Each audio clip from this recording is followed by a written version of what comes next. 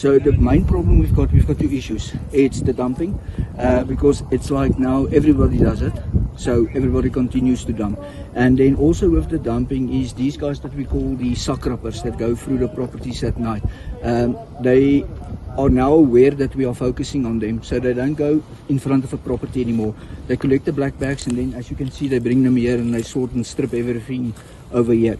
Then the second point is the security aspect. So we've got guys that you can see obviously are sleeping here. In the last month we've removed about 10 people, 9 males, 1 female, and 3 of them were arrested.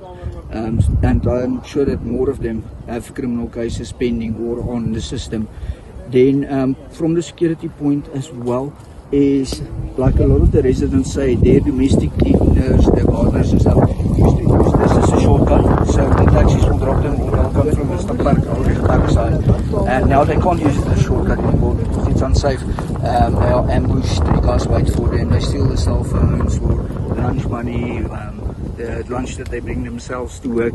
So now they have to go all the way around to come to properties. So most of these properties have people that work for them or that need to report early morning, and especially now because it's dark in the morning, so it gets the light comes through later, and then also it gets dark earlier. So when they have to go back home, it's already a problem spot for them. And as you can see, it's obvious people are sleeping here.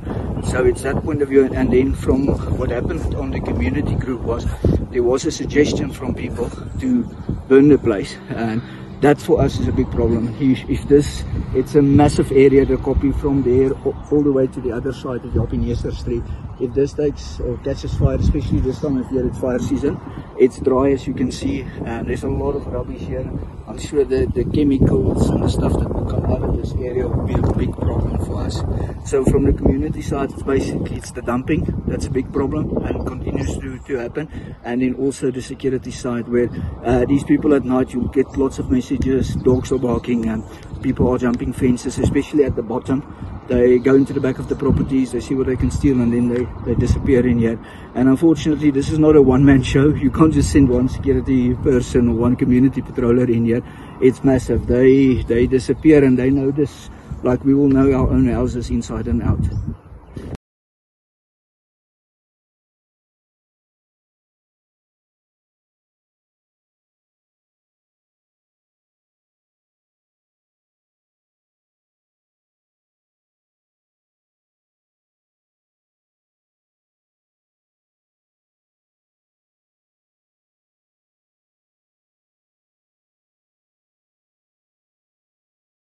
Normally when I start my shift in the morning, this is usually my starting point. I usually patrol here in the morning at lunch and just before, an hour before I knock off.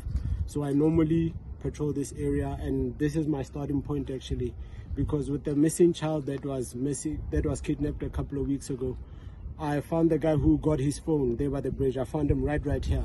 So this place is actually dangerous, because a couple of months ago we did an operation here, but it seems like the problem is persisting.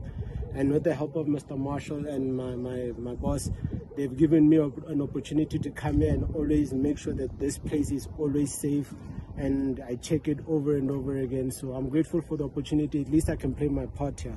And with the help of ADT and other stakeholders involved, at least we get in there, but then it needs more, like my boss said, it needs more intervention from other stakeholders so that this place is actually clean. And as you can see, it's a very nice area. It has a very nice view of the city.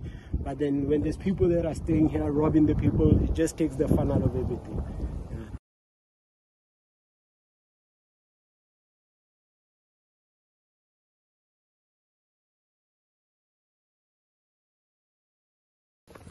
And they walk up next to the copy to there where we were. So they use this to climb over the wall.